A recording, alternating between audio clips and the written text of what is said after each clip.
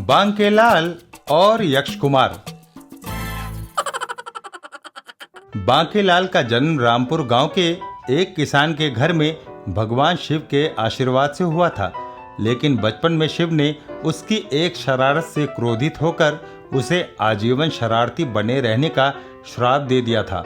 और जब उसकी मां ने शिव से क्षमा याचना की तो उन्होंने अपने श्राप में ये परिवर्तन कर दिया कि बांकेलाल शरारत करके किसी को हानि पहुंचाने की कोशिश करेगा तो उस व्यक्ति को बजाय हानि के उल्टा लाभ होगा और बांकेलाल को भी इससे सम्मान मिलेगा। पिछले दिनों राजकोष के लुटेरे जो आपस में ही लड़ मरे थे, उनको मारने का सारा श्रेय बांकेलाल को मिला था। यही कारण था कि आज विशालगढ़ राज्य के आसपास के समस्त राज्यों के राजा बांकेलाल को सम्मानित करने के लिए विशालगढ़ के दरबार में पधारे हुए थे। वाह बांकेलाल जी, आपने अकेले ही उन खतरनाक लुटेरों को न केवल मार डाला बल्कि लूटा हुआ माल भी बरामद कराकर वाकई प्रशंसा योग्य कार्य किया है। जज्जी, वो कुछ भी कहो मित्र, मुझे तो अभी भी विश्वास नहीं होता कि अकेले बांकेलाल ने ही सारे डाकुओं को मार गिराया होगा। मित्र विजय सिंह, आपको तो ये सुनकर भी हैरानी होगी कि कभी अकेले बांकेलाल ने ही अपने पूरे गांव को बाढ़ से बचाया था। और यही नहीं, सिर्फ इसकी एक चालाकी ने हमारे खिलाफ युद्ध करने आई मित्र उद्यम सिंह की विशाल सेना को युद्ध के मैदान से भागने पर मजबूर कर दिया था। बांकेलाल का वो कारनामा मुझे हमेशा याद रहेगा। सुनकर हैरानी होती है कि अकेले ही एक इंसान ने इतने इतने महान व बहादुरी भरे कारनामों को अंजाम दिया है। वाकई बांकेलाल जी एक बहादुर व बुद्धिमान इंसान हैं। काश बांकेलाल हमारे राज्य में पैदा होता और हमारे राज्य के लिए अपनी सेवाएं प्रदान करता। हे ईश्वर, तुम्हारी कैसी माया है। हाथ आया हुआ माल तो तुम मुझसे छीन लेते हो और तसल्ली के लिए बेमतलब की तारीफें मेरे हिस्से में डाल देते हो। फिर बांकेलाल के कारनामों की चर्चा के बाद वहां पर उपस्थित सभी राजाओं ने स्वयं अपने हाथों से बांकेलाल को सम्मानित किया। और साथ ही ये लीजिए बांकेलाल जी, 10,000 स्वर्ण मुद्राएं। उन लुटेरों को जिंदा या मुर्दा बंदी बनाने पर समस्त राज्यों द्वारा घोषित पुरस्कार। धन्यवाद राजन। लेकिन बांकेलाल जी, क्या आप ये बात विश्वास पूर्वक कह सकते हैं कि खजाने के सारे लुटेरे मारे जा चुके हैं? जी हाँ महाराज, मैंने स्वयं सारे लुटेरों को मारा है। ओह, क्या बात है मित्र, तुम किस गहरी सोच में डूब गए। मैं सोच रहा था कि काश यदि बांकेलाल ने उन लुटेरों में से एकाध को जीवित पकड़ने की कोशिश की होती या उन्हें मारने से पूर्व उनसे उनके अड्डे की जानकारी ले ली होती तो क्या होता? तो शायद हम उस खजाने को भी ढूंढ निकालते जो लुटेरे पहले उधमपुर, रूपनगर, शक्तिनगर व अन्य राज्यों से लूट चुके थे। ओह, बात तो आपकी ठीक ही लगती है, लेकिन अब किया ही क्या जा सकता है। हाँ, अब किया ही क्या जा सकता है। हम में से कोई भी तो उन लुटेरों के अड्डों को जानता नहीं। मेरे ख्याल से तो हमें अपने अपने राज्य में ऐसे स्थान की तलाश करनी चाहिए जहाँ की उन डाकुओं का अड्डा हो सकता था। हाँ, अब इसके सिवाय और कोई रास्ता भी नहीं।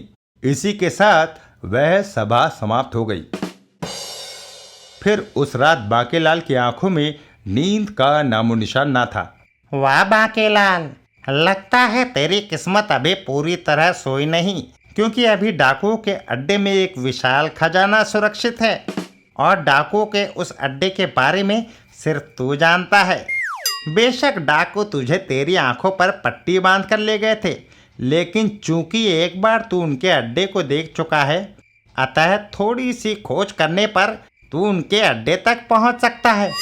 फिर वह करोड़ों का खजाना तेरा होगा और करोड़ों का खजाना हासिल होते ही तेरी हैसियत किसी राजा महाराजा से कम ना होगी। ये बात दिमाग में आते ही बांकेलाल की आंखें बुरी तरह चमकने लगी। फिर उसने मन ही मन निर्णय लिया, मैं उस खजाने की खोज अवश्य करूंगा। और फिर दूसरे दिन सुबह होते ही बांकेलाल राजा विक्रम सिंह के पास पहुंचा। महाराज की जय हो। आओ आओ बांकेलाल, कहो सुबह सुबह हमारे पास आने का क्या कारण है? महाराज, रात मेरे मन में इच्छा जागी कि मैं देश प्रदेश का भ्रमण करूं, सो आपसे आज्ञा लेने चला आया। वाह, ये तो बड़ा ही नेक ख्याल आया है तुम्हारे मन में। मैं अभी ही तुम्हारी यात्रा का प्रबंध करवाता हूँ। फिर राजा ने तुरंत ही अपने महामंत्री को बुलवाया। महामंत्री जी, बांकेलाल भ्रमण करना चाहते हैं, अतः इनकी यात्रा का प्रबंध राज्य की ओर से किया जाए। जो आज्ञा महाराज। और फिर थोड़ी देर के बाद सफर के लिए कुछ जरूरी सामान के साथ बांकेलाल खजाने की खोज में निकल पड़ा। वाह बांकेलाल, बन गया तेरा काम। तेरी ये यात्रा मुफ्त में होगी। हे प्रभु, जल्दी से मुझे उन डाकुओं के अड्डे तक पहुंचने की राह दिखा दे। खजाना प्राप्त होते ही मैं तेरे मंदिर में रोज एक लोटा ताजा जल चढ़ाया करूंगा। बांकेलाल दिन में प्रदेश के जंगलों की खाक छानता और रात किसी नगर के सराय में गुजारता। और इसी तरह देश प्रदेश भटकते भटकते एक दिन, ओह, लगता है आज मैं रास्ता भटक गया हूँ। अब मैं क्या करूँ? एक तो भूख के मारे जान निकली जा रही है, ऊपर से शाम भी घिर आई है।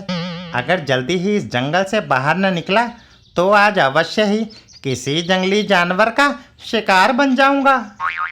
मन में तरह तरह की शंकाएं लिए बांकेलाल एक और बढ़ ही रहा था कि तभी शिव जी ब्याहने चले पालकी सजाए के। अरे, लोक संगीत! लगता है पास ही कोई बस्ती है जहां से गीत की आवाज आ रही है। बांकेलाल आवाज वाली दिशा में बढ़ा। शीघ्र ही बबूती लगाए के हो। वाह, तो मेरा अनुमान सच था। अब रात में इसी बस्ती में काटूंगा और यहीं मेरी भूख प्यास का इंतजाम भी हो जाएगा। फिर जब वह बस्ती वालों के बीच पहुंचा तो, अरे भाई, तुम लगता है कोई परदेसी हो। जी हाँ, मैं एक मुसाफिर हूँ और रास्ता भटक जाने के कारण आज यहाँ आप लोगों के बीच में हूँ। और आप लोगों से उम्मीद करता हूँ कि आप लोग मुझे रात यहीं व्यतीत करने की इजाजत देंगे। अवश्य मुसाफिर, आज इस बस्ती के सारे लोग मिलकर महाशिवरात्रि का उत्सव मना रहे हैं। तुम भी इस उत्सव में शामिल हो जाओ। आप लोगों के साथ इस खुशी में भाग लेकर मुझे बहुत खुशी होती, लेकिन मैं सफर के कारण काफी थक चुका हूँ। अतः यदि आप लोग मुझे भोजन आदि करा दें तो मैं विश्राम करूँगा। हैं? आए हैं? बांकेलाल के मुंह से भोजन शब्द सुनते ही बस्ती वाले एक दूसरे का मुंह देखने लगे। क्या बात है भाइयों, क्या आप लोगों ने कभी भोजन शब्द नहीं सुना या इसका मतलब नहीं जानते? यह बात नहीं है मुसाफिर। दरअसल आज के दिन हम लोग आधी रात तक व्रत रखते हैं और पूरे गांव में आधी रात के बाद ही भोजन इत्यादि के लिए लोगों के घरों में चूल्हा जलता है। उत्सव के बाद खीर का प्रसाद खाने के बाद ही हम लोग भोजन इत्यादि तैयार करने अपने अपने घरों में जाएंगे। खीर का प्रसाद? हाँ, वो सामने बन रहा है, खीर का प्रसाद। हाँ, तुम चाहो तो तुम्हारे लिए हम गुड़ व पानी का प्रबंध करा दें ताकि तुम पानी पीकर आराम कर सको। फिर सुबह भोजन वगैरह का प्रबंध भी कर दिया जाएगा। ठीक है, फिलहाल आप लोग पानी की ही व्यवस्था करा दें। हाँ हाँ, अवश्य। ए सुखिया, जा दौड़कर मेरे घर से गुड़ और पानी ले आ। जी मुखिया जी। फिर गुड़ खाकर पानी पीते समय बांकेलाल की नजर जैसे ही सामने बन रहे प्रसाद यानी खीर वाले पतीले पर पड़ी तो उसकी खोपड़ी बहक गई। तो गांव वाले मुझे गुड़ खिलाकर ही सुला देना चाहते हैं और खुद खीर खाएंगे, पर मेरा नाम भी बांकेलाल है। यदि खीर मैं नहीं खाऊंगा तो फिर कोई नहीं खाएगा। मैं पूरी खीर ही गिरा दूंगा। ये बात दिमाग में आते ही बांकेलाल की आंखें शरारतपूर्ण अंदाज में चमकने लगी। फिर पानी पीने के बाद, सुखिया, मुसाफिर को मेरे घर ले जा और मेहमान खाने में इनके सोने की व्यवस्था करा देना। धन्यवाद मुखिया जी, लेकिन मैं रात आप लोगों के पास यहीं बिताना चाहता हूँ। लेकिन तकल्लुफ की कोई ज़रूरत नहीं मुखिया जी। जब तक रात मुझे नींद नहीं आती तब तक मैं आप लोगों का भजन कीर्तन सुनूंगा। ठीक है, जैसी तुम्हारी इच्छा। फिर बांकेलाल निकट ही एक पेड़ के नीचे लेट गया। अरे कमबख्तो, डमरू टूट जाए तुम्हारा। एक तो भूख के मारे वैसे ही नींद नहीं आ रही, ऊपर से तुम लोगों का गाना बजाना मुझे सोने नहीं दे रहा। लेकिन अब मैं सोऊंगा नहीं, मैं तुम्हारे डमरू वाले का प्रसाद गिराऊंगा, ताकि आज भजन कीर्तन के बाद ना तुम लोगों को प्रसाद मिल सकेगा और ना ही तुम लोग अन्न ग्रहण कर सकोगे। फिर तुम लोगों को भी मेरी तरह आज रात भूखा सोना पड़ेगा। हा हा हा हा। लेकिन मैं ये प्रसाद इन सबकी नजर से बचाकर गिराऊं कैसे? फिर बांकेलाल सामने पतीले में बन रहे प्रसाद को गिराने की मन ही मन में कोई योजना बनाने लगा। और उसी समय जिस पेड़ के नीचे प्रसाद बन रहा था, उसी पेड़ की डाल पर कोबरा, मेरा पुराना दुश्मन, मैं अभी इसके 3 टुकड़े करता हूँ। लेकिन इससे पहले कि सांप का जातीय दुश्मन नेवला सांप पर झपटता कि तभी शायद सांप को अपने पीछे से बढ़ते खतरे का एहसास हुआ। खतरा। और अपने बचाव के लिए सांप ने निकट ही की डाल पर छलांग लगाई। लेकिन जल्दबाजी में वह पास वाली डाल की दूरी का सही अंदाजा नहीं लगा सका और पतीले के प्रसाद में जा गिरा। इधर ठीक इसी समय बांकेलाल की नजर कुछ दूर पड़ी लाठी पर पड़ी और फिर अभी तक तो किसी की नजर मुझ पर नहीं पड़ी। लेकिन इससे पहले कि वह लाठी की मदद से प्रसाद वाले पतीले को गिराता कि तभी अरे, ये तो मुसाफिर है, पर यह इस तरह रहस्यपूर्ण अंदाज में यहाँ क्या कर रहा है? इससे पहले कि वह दोनों कुछ समझ पाते कि अब मैं यहाँ से भाग चलूं, इसी में मेरी भलाई है। फिर तो इसका मतलब इस दुष्ट ने जानबूझकर भगवान का प्रसाद गिराया है। फिर इससे पहले कि बांकेलाल वहां से भाग पाता, दोनों ने उसे पकड़ लिया। ठहर दुष्ट, भागता कहाँ है? अपनी इस नीच हरकत की सजा तो लेता जा। अरे बाप रे, मारे गए। तब तक प्रसाद गिरने से परेशान अन्य गांव वालों की नजर भी उन पर पड़ चुकी थी। ये क्या शंभू, तुम लोगों ने इसे इस तरह क्यों पकड़ रखा है? मुखिया जी, इसी दुष्ट ने जानबूझकर भगवान शिव का प्रसाद गिराया है। क्यों मुसाफिर, क्या यह नीच हरकत तूने ही की है? मुखिया जी, मुझे माफ कर दो। खामोश दुष्ट, तूने भगवान का प्रसाद गिराने का अपराध तो किया ही है, साथ ही तेरी इस गलती के कारण आज सारे गांव को सारी रात भूखा सोना पड़ेगा, क्योंकि बिना प्रसाद ग्रहण किए हमारे गांव में आज की रात कोई भोजन नहीं करता। अतः तुझे इस पाप की सजा अवश्य मिलेगी। सुखिया, शंभू, बांध दो इस दुष्ट को उस पेड़ के नीचे। आरती के बाद गांव का प्रत्येक इंसान इसे एक एक थप्पड़ मारेगा। यही इस नीच की सजा है। नहीं। फिर गांव वालों ने बांकेलाल को एक पेड़ के साथ बांध दिया। बांकेलाल, आज तेरी खैर नहीं। आज गांव वालों के एक एक थप्पड़ से ही तू मर जाएगा। फिर बांकेलाल की खुली आंखों में आने वाले समय की एक भयानक तस्वीर घूम गई। हाँ तो भाइयों, सब लोग इसे एक एक थप्पड़ मारो, यही इस नीच की सजा है। मारो नीच को। फिर गांव वाले एक एक करके बांकेलाल को एक एक थप्पड़ मारने लगे। उई। फिर थोड़ी देर बाद, अरे शंभू, तू भी मार इस दुष्ट को। पर मुखिया जी, ये तो पहले ही मर गया मालूम होता है। ओह, फिर तो इसकी लाश को ठिकाने लगाने का काम हमें ही करना पड़ेगा। नहीं, इस पापी की लाश को ठिकाने लगाने की क्या जरूरत है? ले जाओ इसे और फेंक दो जंगल में, ताकि जंगली जानवर इसकी लाश को नोच नोच कर खा सकें। फिर थोड़ी ही देर बाद गांव वाले बांकेलाल की लाश जंगल में फेंककर गांव की ओर चल पड़े और गांव वालों के जाते ही कई जानवर बाकेलाल की लाश पर झपटे और अगले ही पल बाकेलाल के मुंह से एक चीख निकल गई, नहीं। और फिर घबरा कर उसने अपनी आंखें बंद कर ली और गहरी गहरी सांसें लेने लगा। और इधर गांव के कुछ आवारा कुत्ते खीर के प्रसाद को जमीन पर बिखरा देखकर वहां इकट्ठा होने लगे। अरे इन कुत्तों को भगाओ, वरना यह सारा प्रसाद खराब कर देंगे। रहने दो मुखिया, प्रसाद अब खराब तो हो ही चुका है, अब यह बर्बाद हो, इससे अच्छा है इन जानवरों के पेट भरने के ही काम आए। थोड़ा सा प्रसाद खाते ही कुत्ते जमीन पर गिरकर तड़पने लगे। अरे इनको क्या हुआ, आओ देखें। और अगले ही पल वह सारे के सारे कुत्ते मर चुके थे और उनकी नीली पड़ती लाश को देखकर गांव वाले फौरन समझ गए।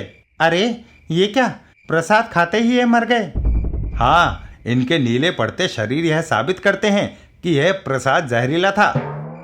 तो इसका मतलब जो अगर इस प्रसाद को यह मुसाफिर ना गिराता तो हो सकता था कि इस प्रसाद को खाकर पूरा का पूरा गांव ही।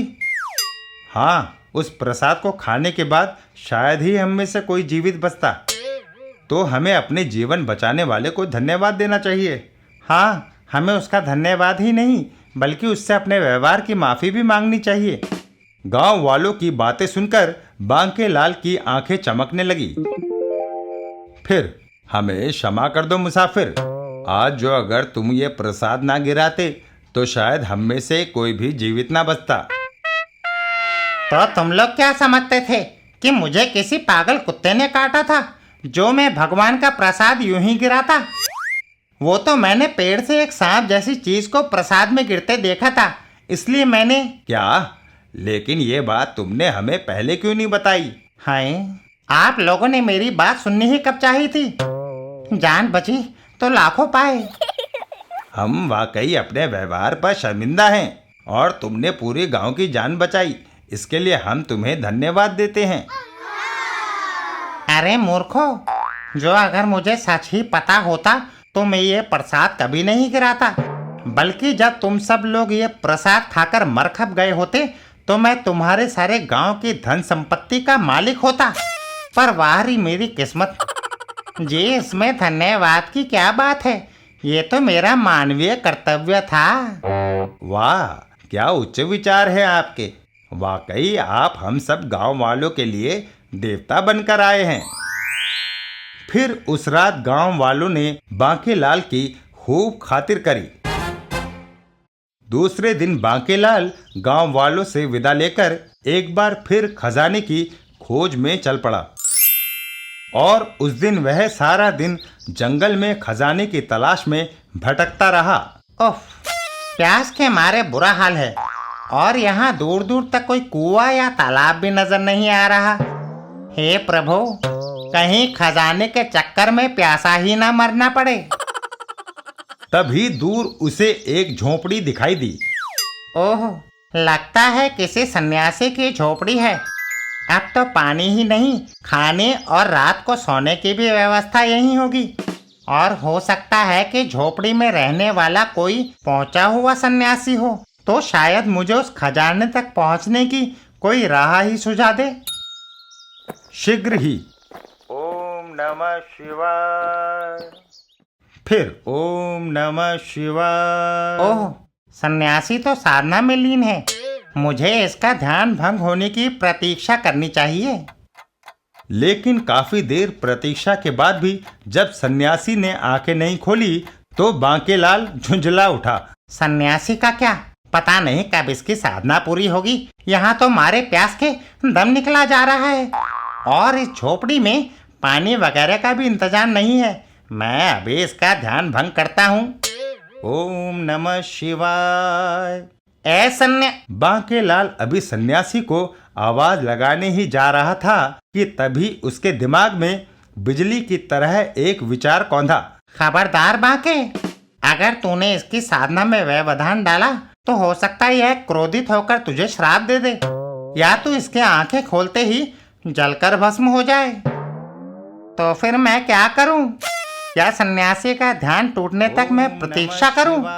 लेकिन तब तक तो मैं प्यासा मर जाऊंगा।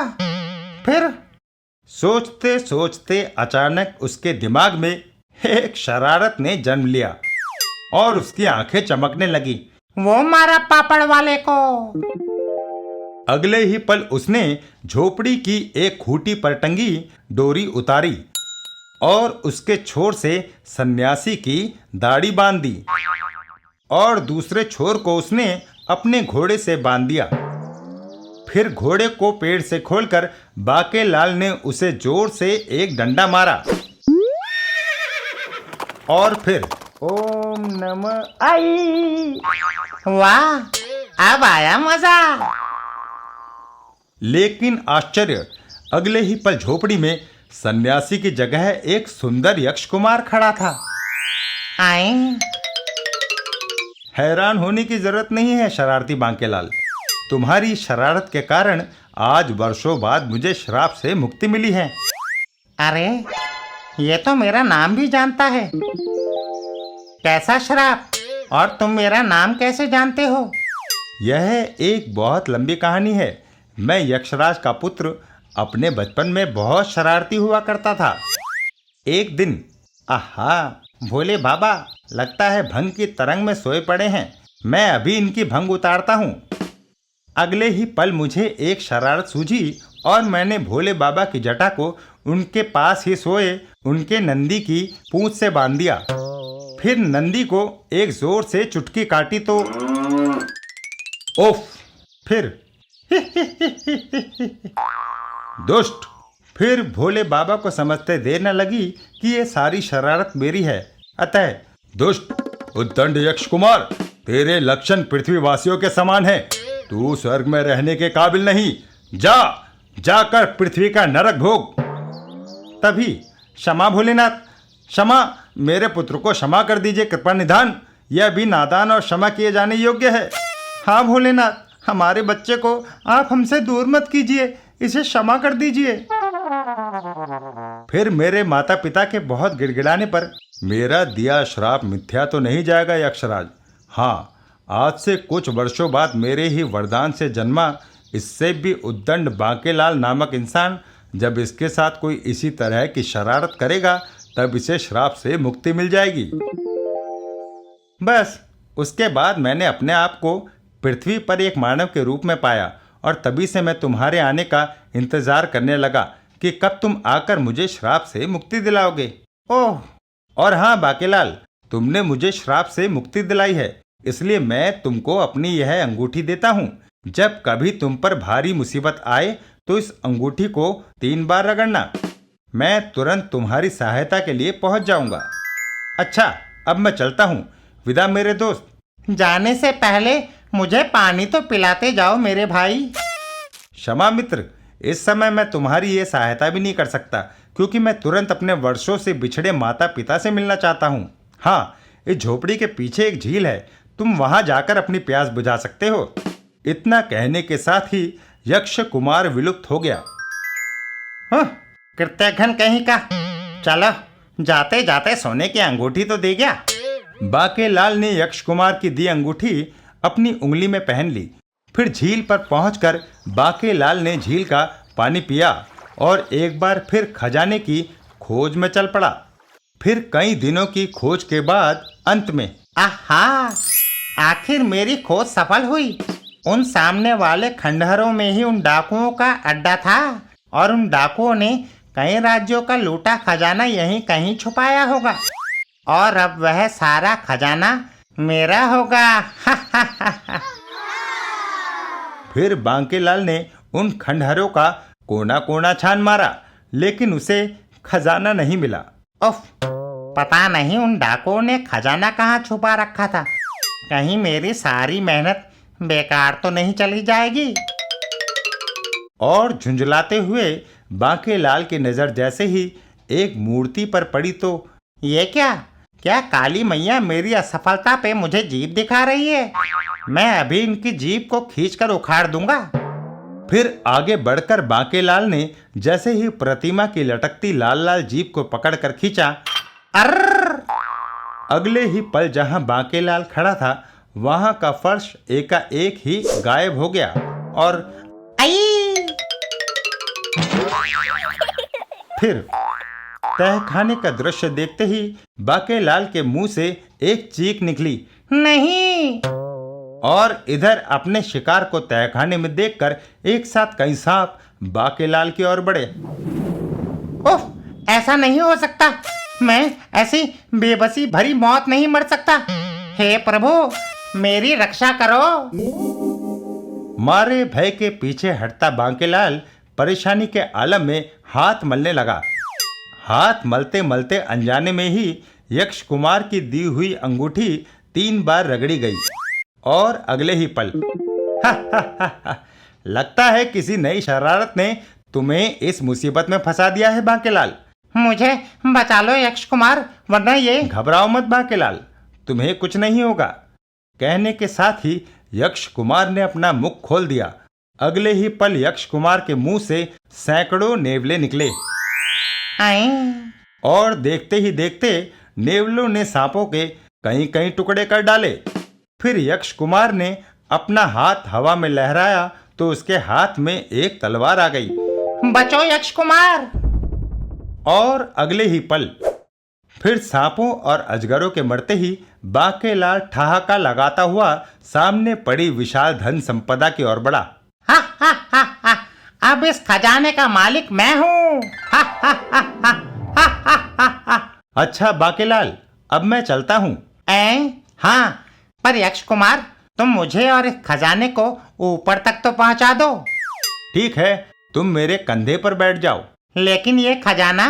तुम इसकी चिंता मत करो, मैं इसे भी ऊपर पहुंचा दूंगा। फिर अगले ही पल फिर अच्छा बांकेलाल, अब तुम इजाजत दो, मैं चलता हूँ। लेकिन ये खजाना, मैं इसे यहाँ से लेकर कैसे जाऊंगा? भाई, इसे किसी सुरक्षित स्थान तक पहुँचवाने में मेरी मदद करो। लेकिन इसे पहुंचाना कहाँ है? कहीं भी, किसी भी सुरक्षित स्थान तक। बांकेलाल की बात सुनते ही यक्ष कुमार पहली बार चौंका। फिर वह सोचने लगा, इतना सारा धन भला किसका हो सकता है और यह बांकेलाल के हाथ कैसे और क्यों लगा? अगले ही पल यक्ष कुमार ने अपनी आंखें बंद कर ली और फिर शीघ्र ही सारी कहानी उसकी बंद आंखों के सामने घूम गई। ओह, तो ये डाकुओं द्वारा लूटा गया धन है जिसे बांकेलाल हड़पना चाहता है। लेकिन भगवान शिव के श्राप सुधार के अनुसार तो ये धन जिसका है उन्हें बांकेलाल के द्वारा ही वापस मिलना चाहिए। लेकिन बांकेलाल की तो नीयत खराब है। फिर किसी बात के दिमाग में आते ही यक्ष कुमार की आंखें शरारतपूर्ण ढंग से चमकने लगी। क्या सोचने लगे यक्ष कुमार? मैं सोच रहा था कि मुझे तुम्हारी मदद करनी ही चाहिए। आओ मेरे साथ बाहर चलो। फिर बाहर आकर यक्ष कुमार ने अपना दाहिना हाथ हवा में लहराया और अगले ही पल उनके पास लकड़ी की गाड़ी थी। यक्ष कुमार के दोबारा हाथ घुमाते ही सारा धन अपने आप गाड़ी में लद गया। देखो बांकेलाल, इसको खींचने के लिए मैं स्वयं बैल का रूप धारण करता हूँ। बैल का रूप धारण करके यक्ष कुमार गाड़ी को खींचता हुआ वहां से चल पड़ा। वाह, मजा आ गया। अब इस विशाल खजाने का अकेला मैं ही मालिक हूँ। अब मेरी हैसियत राजा विक्रम सिंह से कम नहीं। फिर विशालगढ़ राज्य की सीमा के अंदर पहुंचकर बांकेलाल ने जैसे ही बैलगाड़ी को अपने गांव की ओर मोड़ना चाहा तो बैल रूपी यक्ष कुमार अचानक ही नगर की ओर मुड़कर भागने लगा। अरे ये क्या यक्ष कुमार, तुम किधर जा रहे हो? जहां मुझे जाना चाहिए बांकेलाल। क्या मतलब? कहीं तुम पागल तो नहीं हो गए? तुम शायद ठीक समझ रहे हो, मैं वाकई पागल हो चुका हूँ। कुछ देर बाद आए अरे इस बैलगाड़ी को रोको, वरना यह भरे दरबार में पहुंच जाएगी और फिर महाराज हमें कठोर दंड देंगे। लेकिन इससे पहले कि पहरेदार बैलगाड़ी को रोक पाते, बैलगाड़ी राजा विक्रम सिंह के लगे हुए दरबार में पहुंच गई। अरे बांकेलाल, तुम ये सब क्या है? मारे गए। इससे पहले कि बांकेलाल कोई जवाब देता, बैलगाड़ी का एक पहिया टूटकर गाड़ी से अलग हो गया और गाड़ी में भरा खजाना फर्श पर गिरने लगा। अरे फिर आश्चर्यचकित से राजा और दरबारी राज दरबार में बिखरे धन को देखने लगे। बाकेलाल, कहीं ये सारा धन कई राज्यों से लूटा हुआ वही धन तो नहीं जिसे डाकू सुल्तान सिंह और उसके साथी लूट कर ले गए थे? और जज जी महाराज, ये वही धन है। तो इसका मतलब तुम भ्रमण पर नहीं बल्कि इसी धन की खोज पर गए थे? जी। वाकई बाकेलाल, तुमने विशालगढ़ राज्य में जन्म लेकर न केवल हम पर उपकार किया है बल्कि तुम्हारे ही कारण इस राज्य की इज्जत और गौरव को चार चांद लगे हैं। हाँ बाकेलाल, तुमने अकेले ही धन को खोज कर ये सिद्ध कर दिया है कि तुम केवल बुद्धिमान और बहादुर ही नहीं, पक्के देशभक्त भी हो। अरे मूर्खों, अगर इस शख्स के बच्चे ने मेरे साथ विश्वासघात ना किया होता तो ये सारा धन मेरा होता। वाकई बाकेलाल की जितनी भी प्रशंसा की जाए कम है। बाकेलाल लुटे हुए मुसाफिर की तरह अपनी प्रशंसा सुन रहा था। तभी बैल रूपी यक्ष कुमार उसके कान में फुसफुसाया, देखा बाकेलाल, चारों ओर तुम्हारी ही प्रशंसा हो रही है, अब तो खुश हो जाओ। यक्ष के बच्चे, काश मैंने तेरी दाढ़ी ना नोची होती तो आज इस खजाने का मालिक मैं अकेला होता। और बाकेलाल की इस फुसफुसाहट पर बैल रूपी यक्ष कुमार मुस्कुराया और फिर एकाएक गायब हो गया और दरबार में बाकेलाल के अलावा किसी का भी ध्यान उस पर नहीं गया। फिर 2 दिनों बाद एक बार फिर कई राज्यों के राजा विशालगढ़ पहुंचे और उन्होंने बाकेलाल को अपने हाथों से सम्मानित किया और उसे पुरस्कार स्वरूप 5000 स्वर्ण मुद्राएं दी।